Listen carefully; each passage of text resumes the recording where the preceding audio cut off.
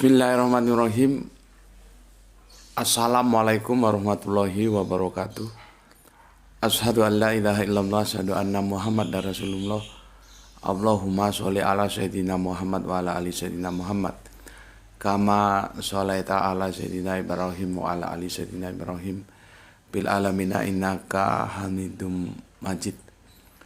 Sebelumnya kita panjatkan dahulu doa kepada Gusti Allah Kang Maha Agung untuk saudara-saudara kita yang telah memberikan sholawatnya kepada channel dakwah ini sehingga channel ini dapat eksis, hadir dalam ruang-ruang diskusi kalian semuanya, baik yang di mancanegara maupun di dalam negeri. Tentunya dengan sebuah harapan semoga sholawat itu menjadi catatan langit amal soleh bagi mereka dan keluarganya kelak. Dan insya Allah akan terbalaskan dengan balasan yang lebih baik lagi. Begitu juga untuk seluruh pewer terkasihku dimanapun kalian berada, baik di mancanegara maupun di dalam negeri, selalu diharapkan untuk semoga always selalu dan selalu always. Untuk apa? Untuk anti skip dan anti download ya. Bagi yang berkenan silahkan di-share linknya ya. Kalau linknya itu bukan tidak boleh, bahkan dianjurkan untuk di-share linknya ya. Link dari kajian-kajian di channel dakwah ini, bukan di-download lalu di-share, bukan linknya di-share ya. Jadi kalau ada yang tanya, sepertinya kok yang tanya itu apa nggak ngerti, orang tiap hari diberitahu ya. Silahkan di-share linknya, nggak apa-apa kalau linknya justru dianjurkan. Dan semoga bagi mereka-mereka yang telah berkenan untuk men-share link-link kajian dari channel dakwah ini ya, itu semua menjadi catatan langit atau amal soleh juga bahwa mereka mengambil bagian dalam syiar dakwah Islam. Berikutnya untuk doa-doa baik kalian untukku ya, aku ucapkan terima kasih semuanya lah ya, aku nggak bisa sebut satu persatu. Dan semoga kebaikan doa kalian juga tercurahkan untuk kalian semua. Amin amin ya rabbal alamin. Oke, pengusir dingin sesangkir kopi panas. Bismillahirrahmanirrahim.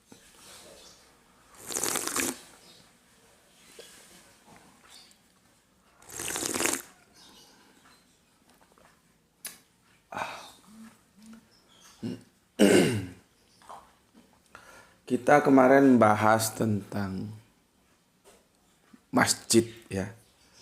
Bagaimana supaya masjid itu berfungsi sebagaimana Kanjeng Nabi Muhammad mengajarkan kepada kita. Jadi berfungsi luas untuk keumatan, bukan menjadi sempit hanya sekedar tempat ritual ibadah, datang dan lalu pergi, pulang kembali ya. Oke. Untuk itu sebagai apresiasiku kepada kalian semua ya, PR-PR terkasihku, aku akan bacakan komen yang masuk ya. Pertama dari Mas Kainko ya. Nyimak saja tinggal duduk manis sambil minum susu, mantap deh. Oke, terima kasih. Salam untuk keluarga di Borneo. Berikutnya Kang Mas Helmi Aprianto. Assalamualaikum, waalaikumsalam warahmatullahi wabarakatuh. Ustadz ya, alhamdulillah Cilacap hadir. Oh ya Ustadz, kemarin baru saja ikut sosialisasi Masjid Raya Al-Falah Sragen yang menjadi masjid percontohan nasional. Pernyataan Tuan Guru berbanding lurus dengan takmir Masjid Raya Al-Falah Sragen. Semoga saja masjid-masjid yang ada di sekitar kita menjadikan masjid bukan hanya sebagian pusat ibadah ritual ya, pusat ibadah ritual semata, tetapi sebagai pusat pembangkit semangat ruh keislaman baik dari kalangan anak-anak maupun kalangan tua. Oke, mantap sekali ya, terima kasih atas infonya. Memang sekarang yang menjadi proyek percontohan itu ada 3. Justru itu tidak ada di pusat tapi ada di daerah, yaitu yang di Jogja ada 2 ya, seperti aku pernah ceritakan, itu adalah di Jogokarian. Itu monumental sekali dan itu ditangani oleh bapak-bapak kita. Untuk yang kaula-kaula muda itu ada di Masjid Muslim United, yang dimana Arimatea pernah dibantu, diberikan tempat dan di semua fasilitasnya dibantu, bahkan masih dikasih sangu lagi.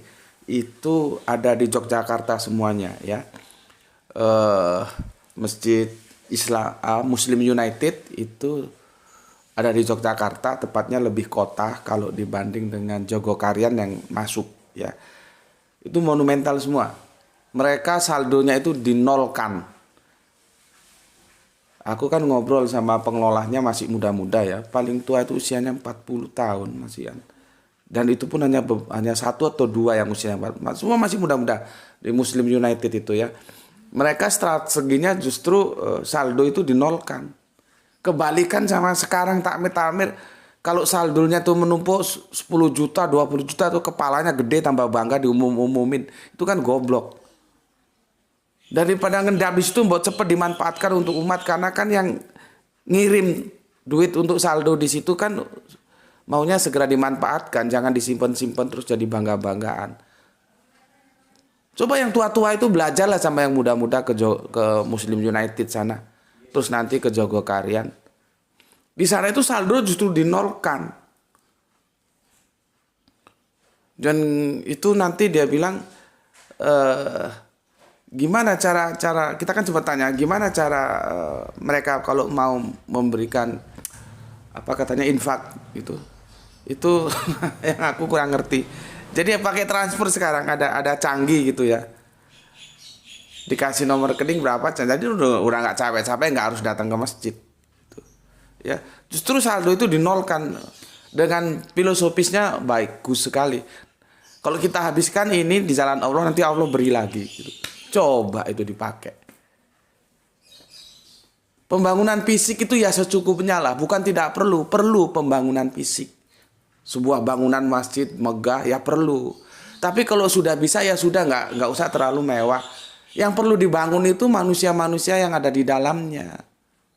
Karena masjid itu untuk manusia, bukan manusia untuk masjid. Filosofi ini, aduh kadang-kadang kita mau ngomong sama yang tua, nanti yang tua tersinggung, nggak diomongin juga.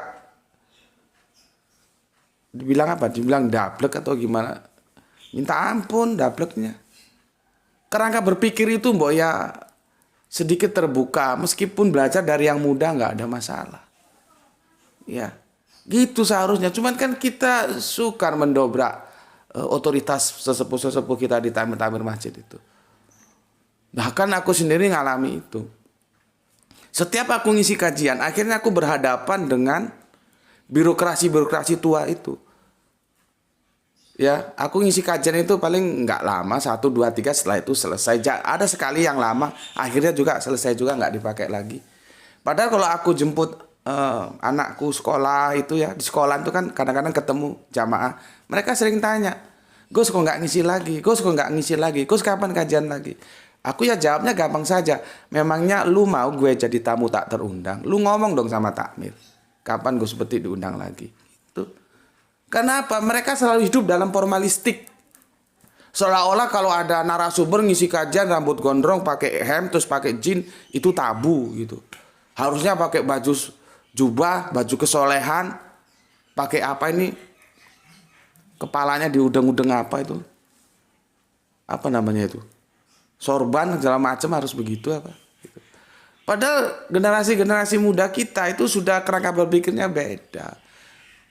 Mereka itu suka kajian-kajian yang menguras pemikiran, bukan cerita lalu yang diputar ulang seperti kasetnya cuman itu doang berputar aja. Jadi tidak dinamis. Makanya peserta-peserta kajian di masjid-masjid itu kalau aku lihat itu jarang generasi mudanya. Generasi tua yang banyak. Terus padahal kehidupan ini kan akan beralih dari tua yang ke muda. Kan terjadi jenjang nanti. Dan itu terpisah jenjangnya. Tidak terjadi kesenambungan yang bagus. Gitu loh ya. Sulit menghadapi bapak-bapak kita ini. Nanti dikasih tahu nggak terima, nggak dikasih tahu nggak berubah-ubah. Bahwa kehidupan, mindset, kerangka berpikir ini berubah. Zaman sudah berubah.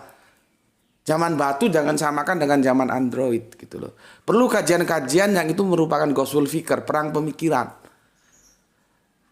Kalau soal fikih ya dari dulu ya begitu-begitu doang. Fikih itu seharusnya selesai ketika kita usia 20 tahun. Kalau sudah di atas 20 tahun ke atas itu pemikiran, bukan fikih lagi. Fikih itu usia 20 tahun selesai, tinggal you mau pilih yang mana. You mau pakai bismillah boleh, you nggak pakai bismillah langsung alhamdulillah boleh. Dan lain-lainnya itu sudah selesai di usia 20 tahun. 20 tahun ke atas itu ya Ghazwul Fikr, bukan lagi fikih. Ya. Dan begitu juga setelah Jogokarian kemudian Muslim United itu subhanallah. Kalian berkunjunglah ke sana. Ya. Dua-duanya dikunjungi. Nanti kalau ada waktu silahkan digenepi ke daerah mana ini? Sragen. Sragen ini nggak tahu ya. Ikut Jawa Tengah apa ikut Jawa Timur ya? Karena perbatasan dia Sragen. Aku juga lupa apa ikut Jawa Tengah. Tapi dia sudah lebih mepet ke Jawa Tengahnya. Ini juga masjid ini subhanallah ini Al-Falah Sragen ini. Jadi kalau kita petakan ada 3 masjid percontohan di Indonesia. Dan subhanallah semoga bisa menjadi percontohan dunia. Dari mana? Dari Indonesia bukan dari Arab. Coba bangga nggak kita kalau ternyata kita menjadi percontohan masjid dunia, ternyata datangnya dari Indonesia bukan dari Arab. Kan bangga kita. Artinya apa? Berlomba-lomba dalam kebaikan. Mari kita berlomba. Yang Arab berlomba baik, yang Indonesia berlomba untuk baik, yang Malaysia, yang India, yang Inggris, yang Amerika, yang manapun di dunia ini kita saling berlomba-lomba dalam kebaikan. Dalam konteks ini masjidnya berlomba-lomba memberikan pelayanan terbaik terhadap umat. Dan yang menang Indonesia itu diwakili oleh Masjid Al-Falah Sragen, diwakili lagi nanti Jogokarian, diwakili lagi Muslim United. Subhanallah. Jadi kita menjadi bangsa itu dadanya bisa gini itu loh. Gak merasa minder, feodal, goblok. Kita ini bangsa besar. Ya. Iya Mas, terima kasih. Masjid Al-Falah Sragen itu juga monumental ya. Jadi ada 3 Muslim United, kalian ke sana lah ya. Terus ke Jogokarian juga kalian ke sana. Terus ke Al-Falah Sragen. Ini 3 ini subhanallah semua. Ya. Dan sekarang sepertinya sudah ada meskipun dalam lingkup kecil ya namanya juga kan dimulai dari yang kecil ya. Sekarang seperti di masjid kami di sini bahkan di langgarku itu dikasih air panas, dikasih gula, teh, kopi. Jadi siapa yang datang silahkan bikin kopi sendiri sesuai dengan gulanya seberapa silahkan gitu. Sekarang sudah mulai begitu dan semoga itu nanti menjamur menjadi budaya kita, ada sebuah keramah tamahan. Sehingga orang betah ke masjid gitu loh. Bukan hanya masuk, sholat, pulang. Masuk, sholat, pulang. Masuk, sholat, pulang. Tanpa sekali pernah salaman kayak bertegur sapa kayak. Itu yang disebut terminal. Oke, terima kasih untuk Kang Mas Helmi Afrianto ya. Terima kasih. Subhanallah, Al-Falah Sragen ini juga monumental ini. Oke, selanjutnya. Sebentar, ini lompat-lompat dia. Ini dari saudara kita Kang Mas Halim Rais. Assalamualaikum warahmatullahi wabarakatuh. Waalaikumsalam. Salam Isra. Ampun hadir izin menyimak Tuan Guru. Oke silahkan. Panjang sekali komentarnya, tetapi sangat bagus. Dia menyimpulkan dan kesimpulannya mantap. Ada 2. Yang satunya dari Gresik tapi dia jarang masuk sekarang, mungkin sibuk ya. Dia juga kalau nonton kajian terus disimpulkan seperti ini dan bagus. Terima kasih untuk Kang Mas Halim Rais. Salam untuk keluarga di Ambon dan semua saudara-saudara muslimku di Ambon. Semoga sehat selalu berusaha untuk mendekat kepada Allah ya. Ini kesimpulannya bagus ya. Biasanya dulu peor kita dari Gresik, cuman karena dia sepertinya bisnis yang berhubungan dengan cetak mencetak. Tapi bukan mencetak duit ya. Dan juga bukan mencetak ijazah ya. Aku punya teman tukang cetak. Dia bilang aku berani mencetak apapun kecuali 2, apa duit dan ijazah. Kenapa? karena itu ada delik hukumnya gitu. Oh begitu gitu. Ya, kalau yang di Gresik itu sepertinya juragan tinta ya, tinta cetak. Ya mungkin sibuk. Bilau juga biasanya seperti ini disimpulkan. Nah sekarang diwakili oleh Kang Mas Halim Rais disimpulkannya seperti ini bagus ya. Oke, terima kasih Kang Halim Rais, salam untuk keluarga semuanya. Semoga selalu dalam ridha Allah. Oke. Sebentar, ini lari lagi dia. Lanjut sekarang Wonosobo, Kang Mas Ramadan. Nyimak Gus, oke. Derek ngaos, teori pikih yang aku terima saat ini kalau harta masjid hanya boleh untuk kepentingan masjid. Contohnya bangunan fisik dan fasilitas masjid. Mohon pencerahannya Gus. Terima kasih, semoga GM selalu diberikan kesehatan dan dimudahkan rezekinya. Amin. Pikih, pekeh, marai pekewo kata orang Jawa. Pikih itu ya begitu itu. Kalau aku sih semua apa yang diterima masjid dari umat itu harus dikembalikan kepada umat dalam bentuk apa saja. Selama itu kan asetnya umat. Selama itu untuk kepentingan umat ya silahkan saja, nggak harus di breakdown ini untuk ini enggak. Ya kalau fisiknya sudah ya sudah seperti yang aku bilang tadi. Ya kalau sudah bisa untuk dipakai, nggak perlu terlalu mewah-mewah, nggak usah lah. Tapi bagaimana manusia-manusia yang di dalam masjidnya itu yang dibangun supaya mewah otaknya, mewah hatinya ke sana.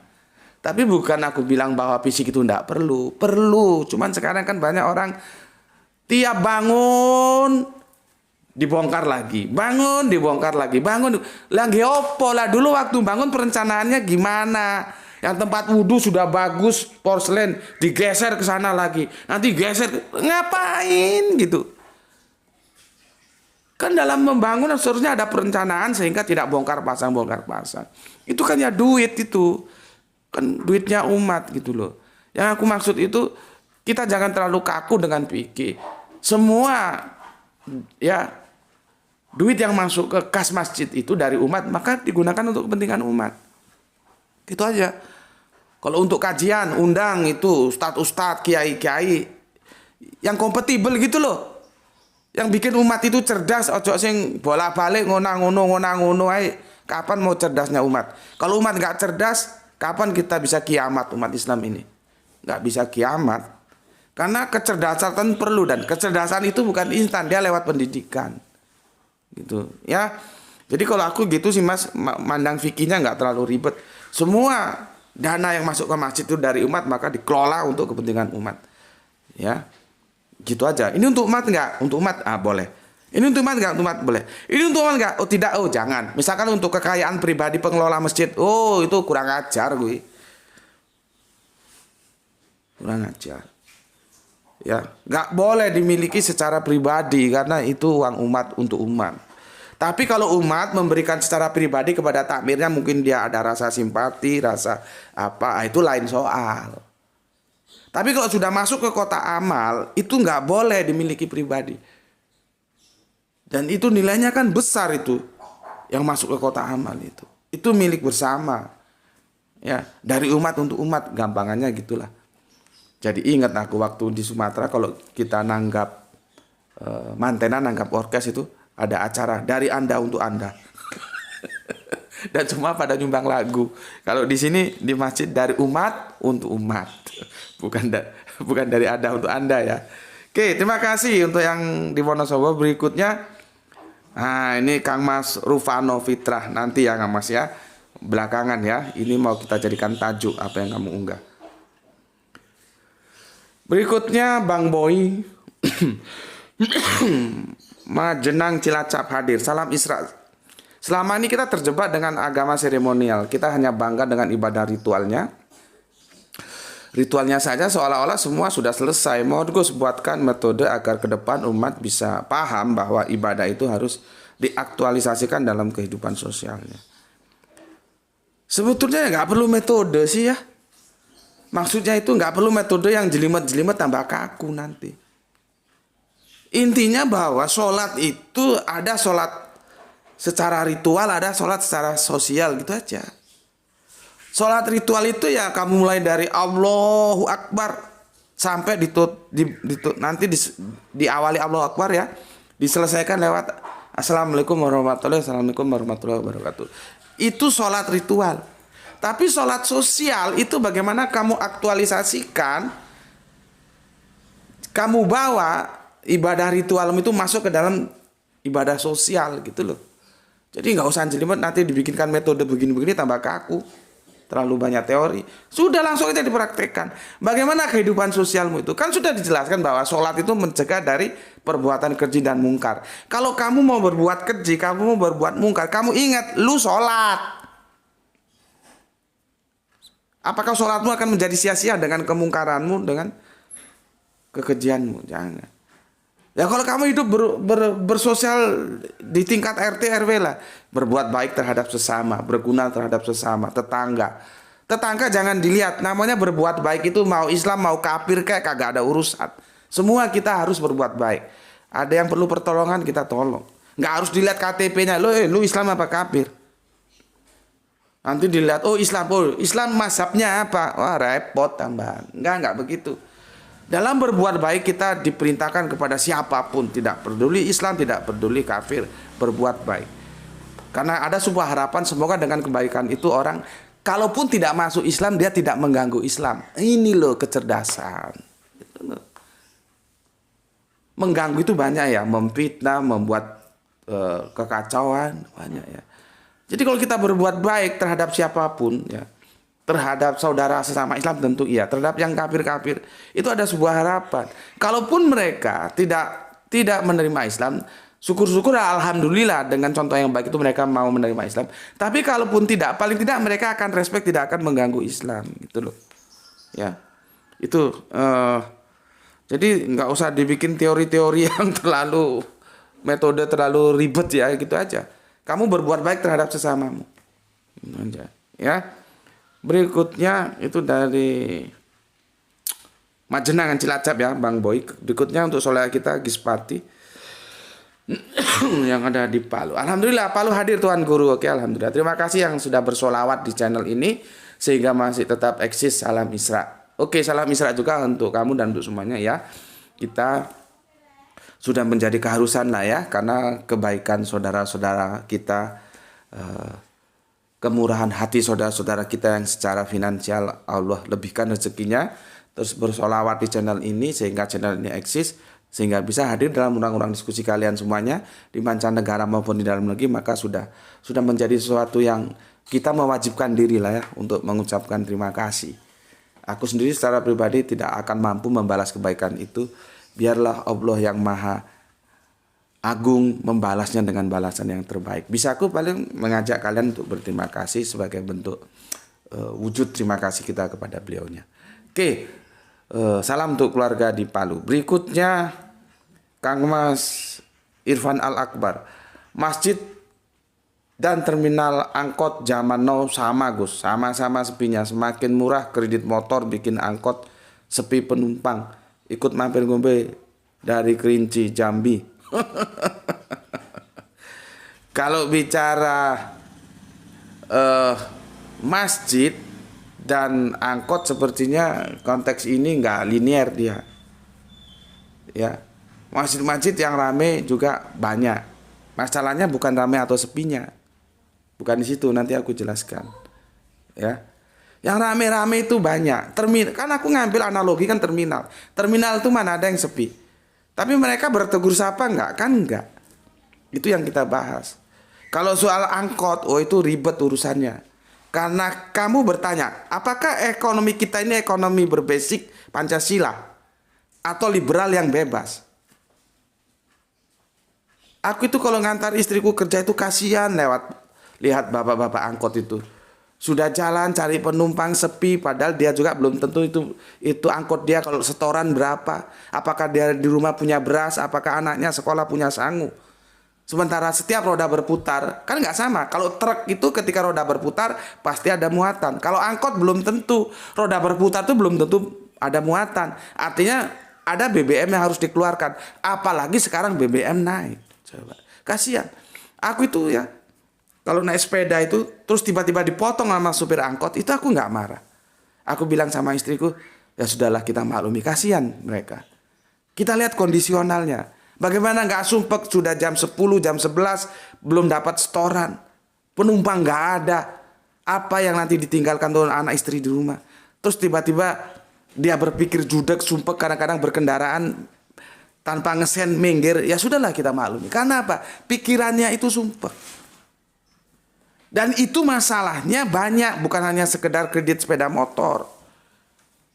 Itu ada di undang-undang nanti. Kenapa diizinkan yang namanya kendaraan-kendaraan online seperti sekarang ini. Itu kan menjadi bersaing. Jadi ekonomi liberal, apapun yang liberal, itu tidak ada perlindungan terhadap yang kecil. Kecuali ekonomi Pancasila yang berbasic kepada kerakyatan.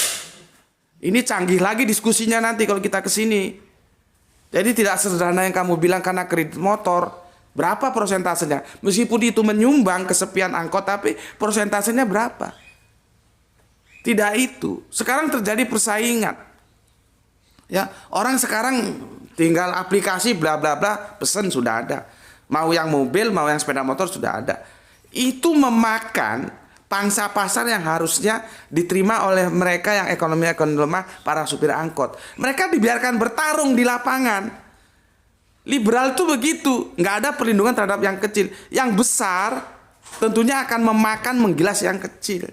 Ya babak bunyak sama dengan timun diadu sama durian, bonyok. Supir angkot diadu sama yang sekarang online sekarang, ya acur. Lihat aja itu kan tunggu aja waktunya kehancurannya. Kenapa tidak ada perlindungan? Seharusnya perlindungan itu ada dan dibuat lewat apa? Lewat undang-undang. Bagaimana DPR-nya merancang itu? Kan DPR itu salah satu tugasnya budgeting ya, controlling, membuat undang-undang. Tapi kalau DPR sendiri nggak tahu tugasnya ya repot. Karena apa? Mereka terpilih karena wani piro, yang milih juga goblok. Jadi pemilih-pemilih sekarang itu nggak usah ribet dengan orang-orang yang kalian pilih. Toh itu pilihanmu. Mana ada orang memilih, oh dia rajin sholat, oh ibadahnya bagus, oh orangnya amanah, oh otaknya cerdas, gue pilih dah. Nggak ada yang begitu sekarang. Jadi bukan demokrasinya yang salah, tapi kita menerapkan demokrasi itu yang salah. Gitu loh. Ini banyak nanti ceritanya kalau kita berbicara ekonomi. Ya. Tidak ada perlindungan terhadap pemodal-pemodal kecil. Semua biarkan bertarung ya babak belur gitu. Ya, jadi Irfan Al-Akbar untuk saudara kita yang ada di Kerinci ya, tidak sesederhana seperti itu ya. Oke, terima kasih ya sudah ikut mampir ngombe dari Jambi. Itu kalau masalah ekonomi panjang itu ceritanya nanti ya. Kemudian soleha kita Penti Wijaya, Jakarta hadir Tuan Guru. Oke, terima kasih, salam untuk keluarga yang ada di Jakarta, semoga sehat selalu ya. Bismillahirrahmanirrahim.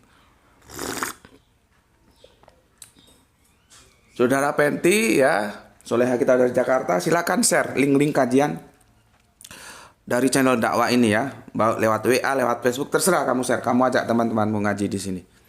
Kalau mereka enggak mau ya sudah, enggak apa-apa. Yang penting kamu sudah ngajak. Sama dengan aku. Yang penting aku sudah dakwah. Orang mau menerima atau nolak itu urusan 2001, bukan lagi menjadi masalah. Tapi tugas untuk dakwah itu sudah dilakukan, gitu loh ya. Jadi kerangka berpikir itu begitu. Berikutnya Jihan Reksa Borneo. Ini dari Bontang. Selalu hadir salam Isra. Oke, salam Isra juga untuk keluarga yang ada di Bontang. Sayang aku belum sampai Bontang, aku pol itu sampai Tenggarong ya. Pingin sekali-sekali ke Bontang, bikin kajian di sana ya. Kemudian soleha kita Lia Badriah. Namanya bagus banget ya. Badriah. Ada satu lagu yang dinyanyikan oleh Om Mansur S itu judulnya Badriah kalau nggak salah. Assalamualaikum, waalaikumsalam warahmatullahi wabarakatuh. Ciledug, Tangerang, nyimak. Salam kenal untuk semua Mustamin Isra, Islam rasional. Oh, ini soleha kita ini pendatang baru. Oke, selamat memasuki dunia Isra yang ada di channel ini untuk Mbak Lia Badria, semoga kerasan ya. Ya ginilah Mbak ya, di sini kita ngomong belak-belakan apa adanya ya. Jadi semoga bisa memaklumi ya. Karena kita di sini belak-belakan aja ngomong apa adanya ya. Terima kasih sudah menjadi anggota Isra di channel ini dan semoga betah. Dan silakan ajak teman-teman yang lain masuk di sini. Salam untuk keluarga yang ada di Tangerang. Ternyata viewer kita di Tangerang banyak loh. Coba kalian bikin silaturahmi bersama gitu ya. Oke. Matur nuwun untuk Mbak Lia Badria. Kemudian Kang Mas Nurkolis Brebes hadir simak. Salam Islam rasional guru. Oke. Salam Islam rasional juga untuk Kang Nurkolis ya. Salam untuk keluarga di Brebes. Berikutnya Omah Rohma.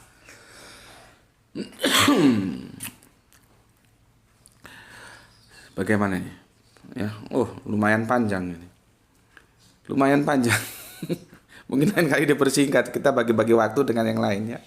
Susah juga, mayoritas masjid dibangun hanya untuk sarana ibadah ritual, bukan untuk dijadikan majelis ilmu.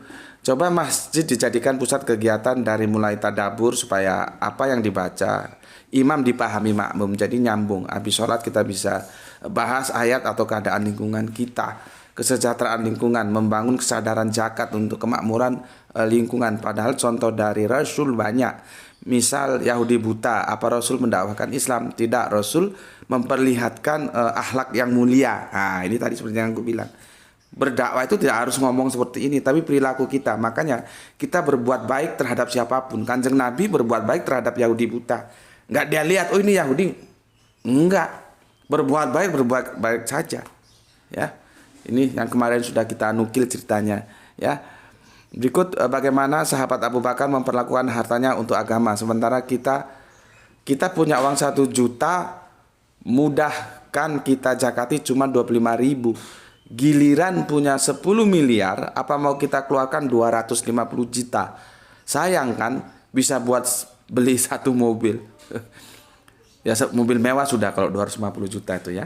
Gak mudah membangun kesadaran itu, manusia selalu berpikir apa yang didapat dari hasil jeripayah sendiri. Allah Sang Maha Pemberi hilang fungsinya. Kita lupa ada hak orang lain dari apa yang kita dapat. JM berdakwah, kan intinya JM lagi menjakati ilmu yang didapat dari Allah. Amin amin amin.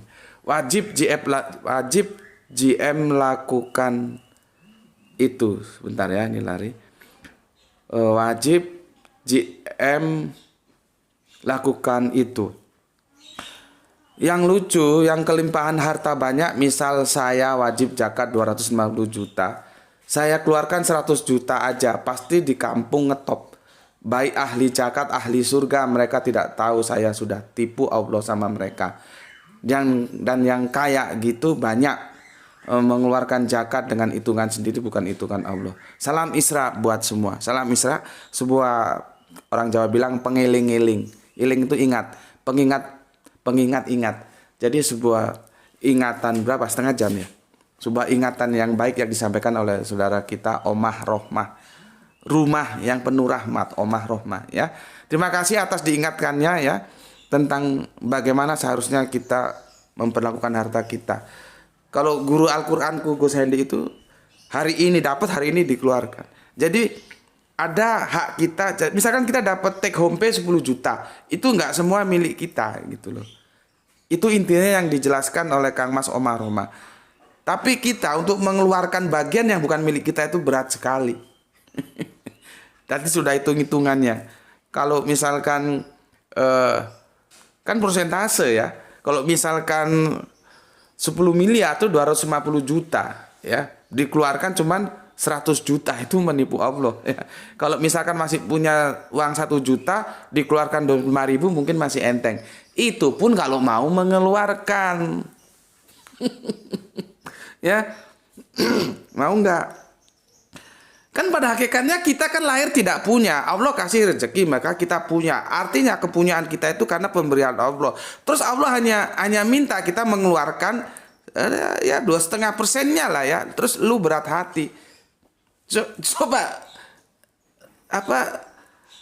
pernyataan ini lu pikirlah. Kan aku sudah berulang kali bilang harta itu cukup parkir di kantong, jangan parkir di hati. Akhirnya ketika Kamu parkir di hati, lu mau mengeluarin jadi berat hati. Coba parkirnya hanya di kantong.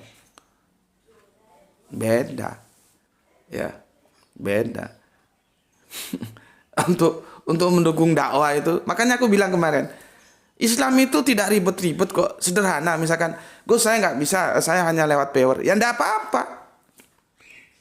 Allah minta apa yang kamu punya aja, sebatas kemampuanmu, nggak akan minta lebih dari kamu punya. Tapi jangan sekali-sekali menipu Allah.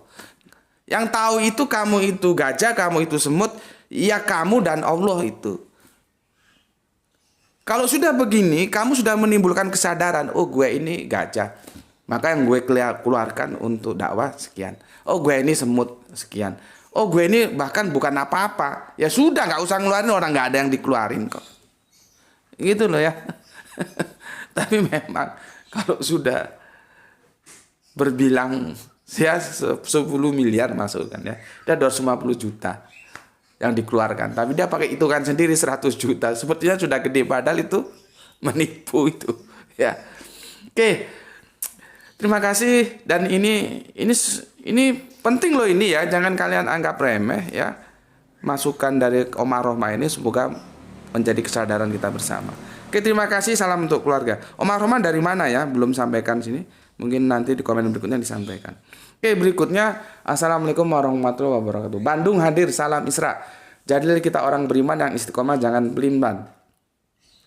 Al-haqqu mirabbi falatukuna minal mumtarin.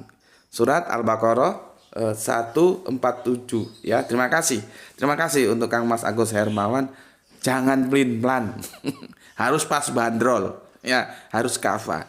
Turun salam untuk keluarga di Kota Kembang, Kota Bandung ya.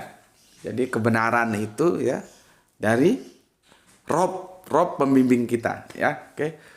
Terima kasih. Berikutnya Iqbal Medan, wah Gus lagi puasa ya, tadi anak mau ngopi tapi nggak jadilah. Iya kemarin puasa hari Selasa, sekarang sudah ngopi nih. Iwan Medan hadir Gus. Oke, matur thank you, terima kasih untuk saudaraku yang ada di Medan sana. Arifin Muksin, Tuban hadir nyimak sebelum berangkat kerja Gus. Oke, matur thank you.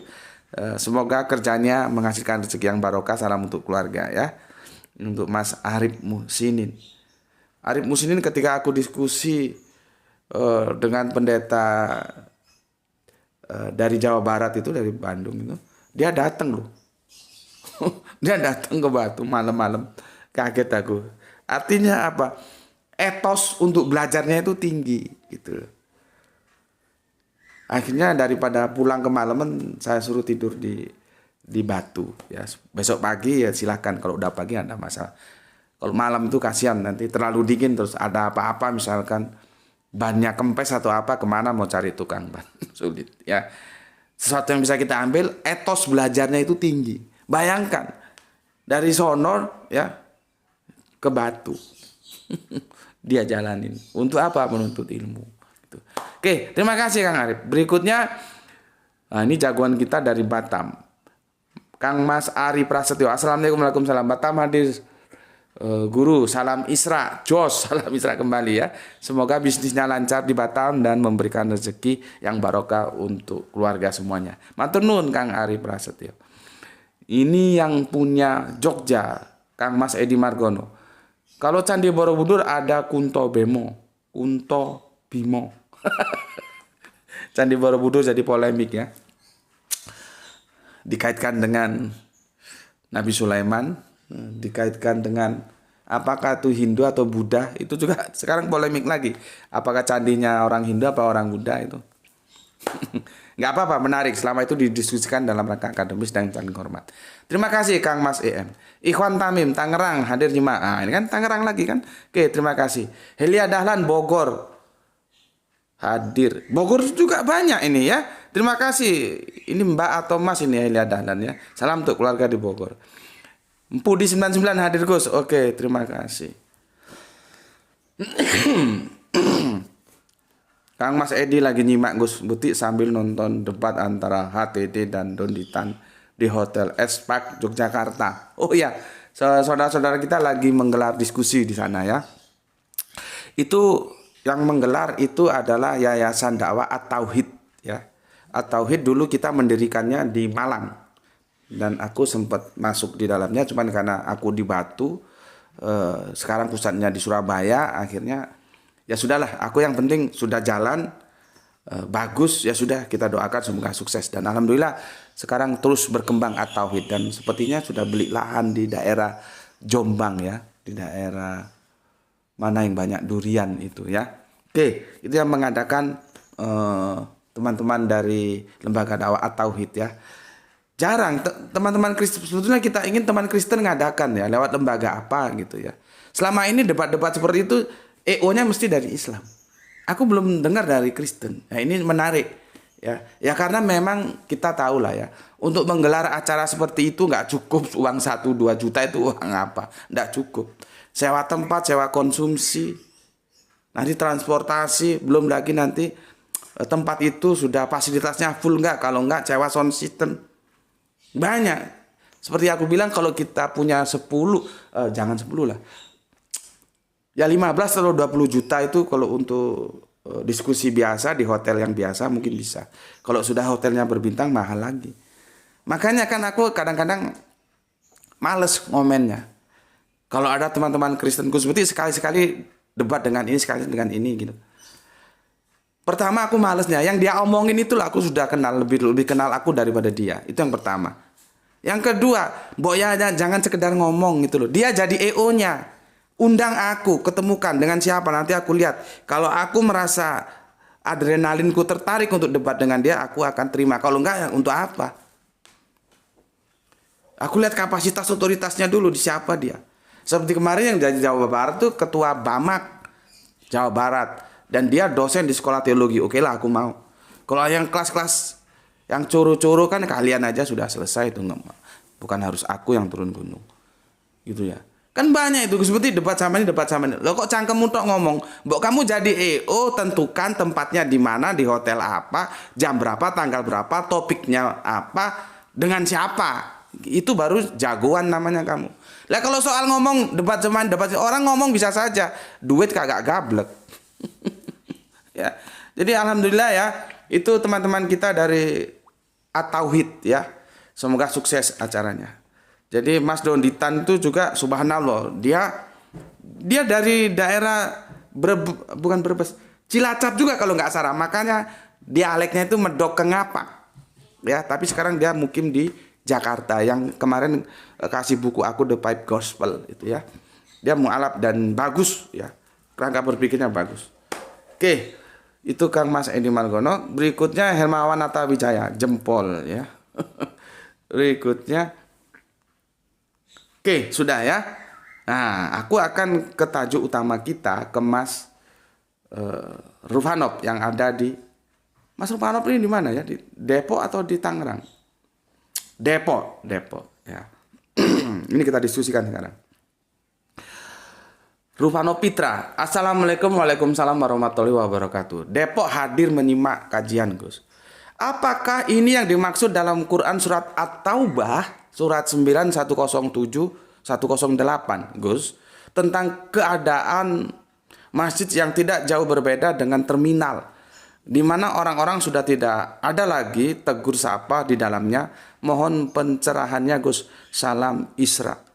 Oke, salam Isra juga untukmu. Oke. Sekarang kita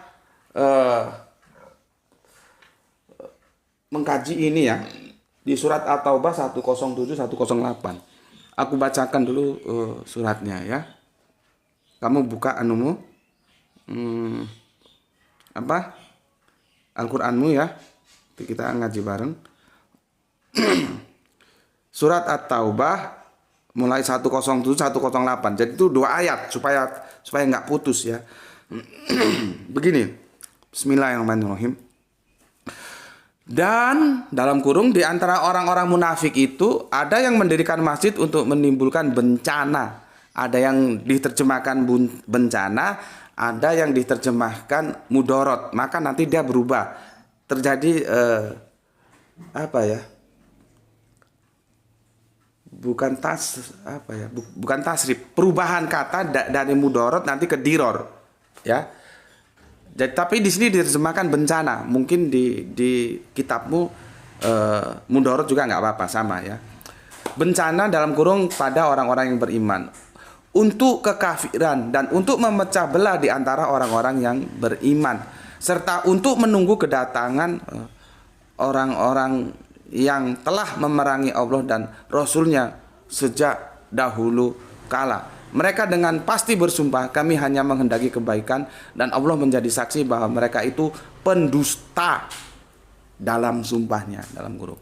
Itu 107 ya. Yang 108, janganlah engkau melaksanakan sholat dalam masjid itu selama-lamanya. Sungguh masjid yang didirikan atas dasar takwa sejak hari pertama adalah lebih pantas engkau melaksanakan sholat di dalamnya. Di dalamnya ada orang-orang yang ingin membersihkan diri. Ya, Allah menyukai orang-orang yang bersih. Aku ceritakan ini secara kilas ya. Asbabun nuzulnya ini ya. Ketika Kanjeng Nabi melakukan Isra, ya Isra, kita kan sudah bahas Isra ya. Ya, Isra dia berputar jauh ya. Ya. Isra perjalanan malam itu bukan harus malam hari, artinya perjalanan rahasia. Isra itu ya. Nanti juga kita menjelaskan bahwa Kanjeng Nabi Musa itu juga disuruh Isra. Nah, masalahnya kalau kita Isra perjalanan malam terus otaknya itu malam hari, enggak gitu bos. Al-Quran ini bahasanya indah. Perjalanan malam, perjalanan Isra, artinya perjalanan yang rahasia. Kalau nggak dirahasiakan, lu babak bunyak dihabisi sama orang yang nggak seneng sama lu, gitu loh. Ya, Kanjeng Nabi kan Isra ini. Setelah turun perintah hijrah kan Kanjeng Nabi Isra dari Masjidil Haram ya, dari Makkah itu sampai nanti masuk ke Madinah. Nah, di sana hijrah di sana, Kanjeng Nabi berpikir, wah ini harus ada tempat ibadah. Maka didirikanlah masjid yang kita tahu, Masjid Kuba. Masjidnya itu sederhana, kagak mewah, lantai tanah. Ya zaman dulu ya memang ya karena belum teknologi, belum sekarang ini. Tapi dalam sebuah riwayat itu masjid sederhana banget. Ya. Karena masjid itu ibarat air dan umat Islam itu ikan. Ikan nggak mana bisa hidup kalau dia terpisah dari air. Ketika komunitas muhajirin dan apa namanya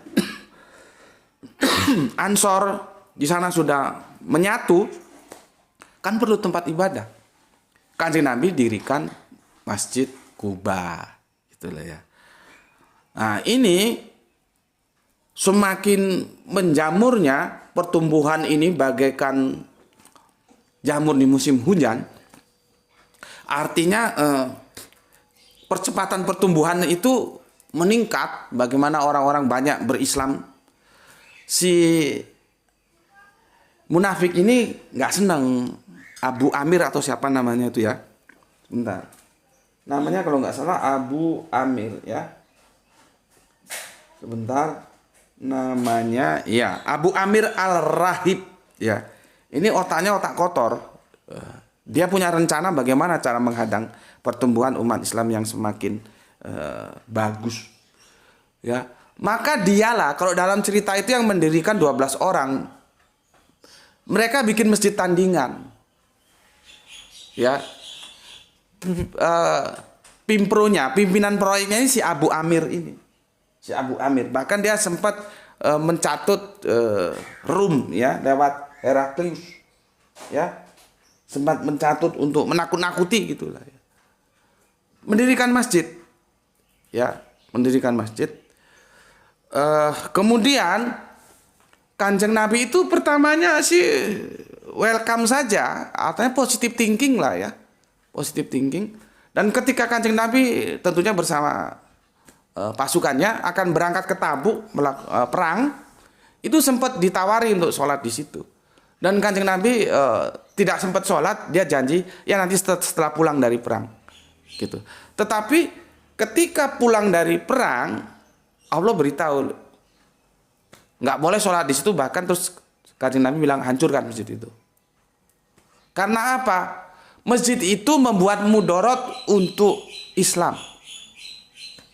Makanya mudarat menjadi diror, masjid diror. Itu loh. Masjid itu masjid diror. Ya. Yang ditujukan atau yang diniatkan kan kita sudah tahu inna amalu biniatnya. Bukan untuk beribadah kepada Allah dengan tujuan baik, taat terhadap hukum Allah seperti Masjid Kuba, bukan.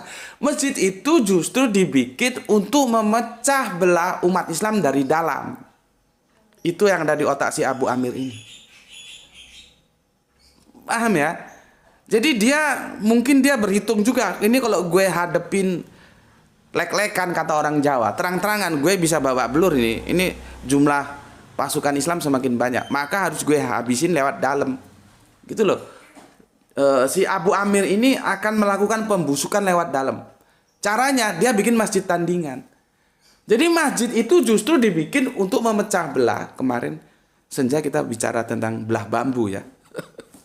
Ya ini mau seperti belah bambu itu yang dijelaskan oleh Kang Irfan Akbar itu ya, belah bambu itu satu diinjek, satu diangkat. Ya ini tujuannya, mau belah bambu dia. Dengan cara bikin masjid tandingan. Ya, makanya sama Kanjeng Nabi lewat firman tentunya, hancurkan, ratakan. Karena apa? Justru itu digunakan untuk menandingi Masjid Kuba yang nantinya ingin memecah belah kita, setelah umat Islam yang sudah solid. Ceritanya begitu, Mas. Ya, jadi di surat At-Taubah, ya, surat yang ke-9 nomor ayat 107 ya sampai 108 itu behind screen-nya seperti itu. Ya, itu yang dinamakan Masjid Diror. Orang-orang mengatakan Diror. Diror itu sebetulnya istilahan. Jadi dimanapun, semoga tidak ada ya, kalau ada masjid yang dibangun justru untuk bertujuan menghancurkan umat Islam, yaitu Diror. Makanya harus dikasih nama istilahannya Masjid Diror. Gitu. Dari mudorot itu kan, dia maunya menghancur. Jadi inam amalu biniatnya, kenapa itu masjid itu didirikan? Justru ingin untuk menghancurkan umat Islam. Gitu. Ya, makanya langsung sama Kanjeng Nabi sudah dirobohkan aja tuh masjid. Gitu. Karena apa? Dibangun atas kemauan si munafikun ini, yang 12 orang dikomandani oleh Abu Amir ini. Itu. Ya, itu Masjid Diror. Seperti dengan Madinah Al-Munawwarah itu kan istilahan. Di mana saja di muka bumi ini kalau di situ hukum Allah bisa ditegakkan dan kita hidup dalam hukum Allah, maka itu daerah itu disebut Madinah. Bukan hanya Yatsrib saja Madinah. Justru kita sebetulnya kan harus kiamat sehingga kita bisa mewujudkan Madinah Al-Munawwarah di mana? Di tempat kita masing-masing. Gitu loh. Ya. Begitu juga Diror itu istilahan. Sehingga misal semoga tidak ya, di tempatmu ada masjid yang didirikan oleh kaum munafik justru untuk menghancurkan umat Islam, yaitu Diror. Kamu jangan sholat di sana. Ya. Jangan sholat di sana, nanti kamu jadi bagian mereka. Tetapi harus hati-hati ya. Harus hati-hati. Jangan nanti ada masjid kamu tidak suka karena beda pandanganmu, pikihnya beda, kamu bilang Diror itu ya kurang ajar. Nggak begitu. Ya. Diror ini perspektifnya politik. Ya. Jadi jangan alasan perbedaan pikih terus kamu bilang itu masjid Diror. Nggak begitu. Ya. Nggak begitu. Nah, tentunya setelah aku ceritakan ya Masjid Diror ini berbeda dengan apa yang diresahkan oleh almarhum bapak kita, tokoh kita, budayawan kita, sastrawan kita, novelis kita, dosen kita, bapak sosiolog kita, segalanya lah ya.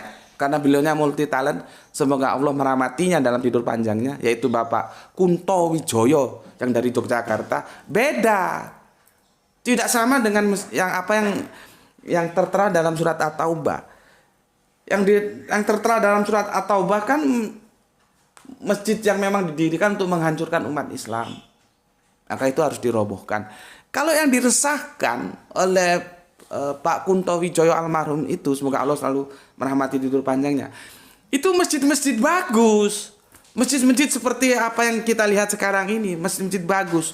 Cuman Dan keresahan itu kan sampai sekarang masih ada sampai beliaunya wafat, mangkat. Sama seperti aku. Keresahanku itu belum tentu selesai ketika aku masih hidup. Keresahan almarhum Bapak Kuntowijoyo ketika itu belum menjadi kenyamanan, maka aku mengambil peran untuk melanjutkan keresahan itu menjadi pemikiran kita bersama, semoga menjadi kenyamanan. Sama dengan aku berdakwah ini, belum tentu ketika aku hidup apa yang menjadi tujuan dakwah itu berhasil, belum tentu. Nanti aku mati, ya tugas-tugas kalian melanjutkan pemikiranku. Gitu loh, jadi estafet. Makanya salah satu tujuan dari kajian ini kan supaya ada ilmu yang diwariskan nanti yang punya ilmu. Yang punya ilmu tentunya Allah ya, tapi yang mempunyai pengetahuan tentang ilmu itu membagikan kepada yang lain, nanti yang lain akan melanjutkan. Makanya kan hadis tentang ilmu, apabila kamu punya ilmu maka kamu ajarkan. Itu zakatnya. Kalau aku punya ilmu dari pemberian tentunya, ya pemberian Allah, maka aku punya zakat untuk membayar ilmu itu dengan cara mengajarkan. Nah, aku mengajarkan ke kalian. Kalau aku nanti game over, ya kalian melanjutkan. Nah, aku melanjutkan pemikiran dari Bapak Kuntowijoyo. Yang dipikirkan itu bukan masjid diror, tapi penyempitan makna masjid yang terkait dengan fungsinya. Dulu Kanjeng Nabi menggunakan masjid itu dengan multifungsi untuk membicarakan segala permasalahan yang ada di antara umat ini. Gitu loh. Kalau sekarang kan menyempit. Masjid itu hanya sebatas ritual, datang, sholat, cabut, pulang lagi. Datang lagi, sholat, cabut, pulang lagi. Meskipun di dalamnya itu rame, ya, banyak jamaahnya, tapi seperti di terminal. Terminal itu kan gitu, begitu ramenya dan kita kadang-kadang saking berdesak-desaan. Tapi pernah nggak kita bertegur sapa, tanya kabarnya gimana? Kan nggak pernah. Lu, gue. Siapa lu, siapa gue. Yang penting gue masuk sini, gue sholat, sudah urusan selesai, gue cabut. Gitu. Ya, imam-imamnya juga gitu. Kagak ngerti kenapa Kanjeng Nabi menoleh begini. Karena Kanjeng Nabi mau mengkontrol. Siapa jamaahnya yang nggak datang? Nggak datang ada apa? Apa berasnya habis? Apa karena bajunya cuma satu, sementara basah saya nggak bisa datang ke masjid? Atau karena apa? Dikontrol. Kalau nggak ada ditanyakan kepada temannya, kemana temanmu yang itu? Coba cari Allah, kenapa gini? Kok dia sakit? Kita datangi, kita besuk. Jadi masalah umat itu terus. Cuman sekarang kan para takmir itu gimana ya? Halah, judek aku kalau mau memikirkannya. Terlalu kaku, nggak bisa orang enjoy gitu loh. Masuk masjid itu enjoy, nggak, jangan kau. Ada temanku almarhum dokter siapa namanya? Dokter, aku manggilnya siapa yang Pak dokter kita yang meninggal yang? Bukan yang satunya? Bu Celi? Error aku. Pak Unggul. Namanya Dokter Unggul Karyanto, dokter bukan doktor. Semoga Allah merahmati tidur panjangnya, dia juga orang baik. Dia kan orangnya orang milenial gampangnya gitu ya. Dia bilang sama aku, Pak, jangan ini gak oleh untuk masjid gawe jin. Katanya nggak boleh ke masjid pakai jin. Siapa ngomong? Siapa bilang? Itu sing ngisi pengajian. Kamu pakai aja. Kawinan naik. Kok ngomong aku, celukan aku naik. Siapa sing larang? Tak bilang begitu sama aku. Nggak apa-apa, pakaian aja. Siapa ngelarang masih pakai jin ke masjid? Gitu. Karena pandangannya kaku-kaku banget gitu loh. Nggak bisa enjoy. Seharusnya enjoy. Ya, perbedaan itu sudahlah, jangan terlalu kaku sehingga orang itu merasa nyaman. Gitu. Ya, jadi nggak sama mas. Yang diceritakan kita dengan menukil pemikiran Pak Kuntowijoyo itu masjid-masjid yang seperti ini, bukan masjid diror. Masjidnya bagus, jamaahnya banyak, tapi fungsinya masjid cuma ibadah, ritual saja. Di dalamnya tidak ada kehangatan di antara kita sebagai sesama saudara. Kan katanya kan sesama muslim itu seperti satu tubuh. Di sana tidak berfungsi. Itu yang dikritik oleh Bapak Kunto Wijoyo dan aku melanjutkan kritik itu. Sampai nanti itu menjadi berubah bahwa fungsi masjid itu sebagaimana Kanjeng Nabi memfungsikan untuk membicarakan semua masalah umat itu di masjid. Ya, kalau masjid diror beda, Mas. Ya. Tapi aku bilang hati-hati. Ya, hati-hati. Karena ada sebuah cerita tentang aku, ya. Aku itu di perjalanan nggak dapat masjid. Lalu ada masjid, ya. Aku sholat di dalamnya. Kawanku yang satu nggak mau sholat. Dia bilang itu masjid diror. Makanya itu hati-hati, jangan sembarangan. Kecuali memang sudah jelas bahwa itu didirikan oleh orang munafik untuk menghancurkan Islam, itu diror. Selama perbedaan cara pandang saja, jangan terus itu masjid diror, terus you nggak mau sholat. Aduh, ya nggak begitu, ya. Bismillahirrahmanirrahim.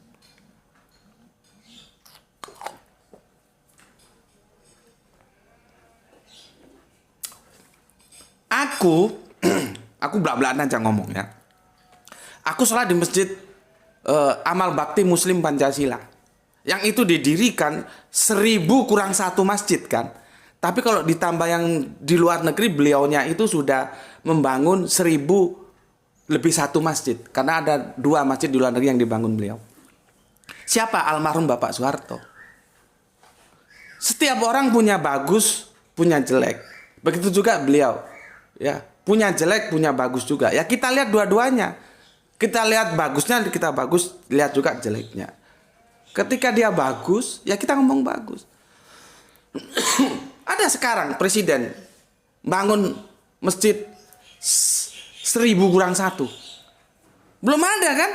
Dia sudah bangun beliaunya. Artinya cara pandang beliau yang dahulunya keras terhadap umat Islam, dia berubah. Ini urusannya nanti politik lagi ini.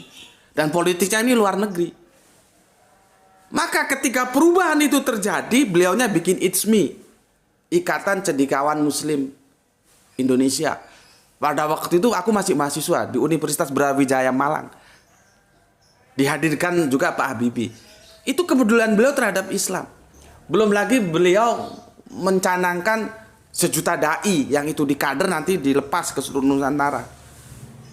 Jadi pada saat itu beliau itu sudah menghijau. Kemenghijauan beliau itulah tidak disukai oleh asing. Kita terlalu gegabah reformasi. Padahal asing juga sudah nggak mengendaki Pak Harto berkuasa. Karena apa? Karena sudah menghijau. Ini panjang ceritanya, Mas. Ya. Dan sampai sekarang kita tidak punya pengganti, jangankan yang sama. Jangankan yang lebih dari beliau, yang sama saja itu nggak ada. Nggak ada. Dolar sekarang berapa? Minyak sekarang seperti ini. Jadi, ya, kalau angkatan-angkatan 98 itu merasa bangga bisa menggeser Pak Harto, oke lah, pertanyaanku, mereka bisa menghadirkan penggantinya sebaik Pak Harto. Jangan lebih baik dari Pak Harto. Sekelas Pak Harto saja lah. Bagaimana tata kelola negara itu begitu berjalan dengan baik. Bisa nggak? Kan tidak bisa. Jadi kita bisa menggeser, tapi kita tidak pernah berpikir nanti gantinya siapa. Akhirnya ya seperti sekarang ini. Aku kalau diskusi sama angkatan 98, lu 98 masih kuliah, gue sudah kemana-mana. Gitu loh. Ini permasalahan-permasalahan kita yang harus kita selesaikan bersama. Ya. Jadi teman aku itu nggak mau sholat di masjid Amal Bakti Muslim Pancasila, kata dia diror. Jangan begitu, Pak. Ini orang sudah tobat. Dia ingin menebus kesalahannya. Kalaupun dulu sama umat Islam keras, ya mungkin tuntutan politik seperti itu. Tapi akhirnya akan menghijau. Aku pakai kata hijau, kalian ngerti ya. Jangan goblok-goblok amat terhadap politik. Ya, oke. Jadi beda, Mas, ya. Antara masjid diror dan masjid yang sekarang ini. Yang kita keluhkan kemarin itu masjidnya bagus, rame, banyak jamaahnya, cuman fungsinya menjadi menyempit hanya untuk ritual ibadah. Itu yang kita kritik, ya. Oke, semoga jelas. Kalau ada yang kurang jelas silakan nanti ditulis di kolom komentar. Ini dulu dari aku. Ya, kita sama-sama berdoa semoga negeri kita ini bisa keluar dari segala permasalahan yang ada. Caranya apa? Ya nggak ada cara lain lah. Mendekat kepada Allah. Kita berusaha semaksimal mungkin.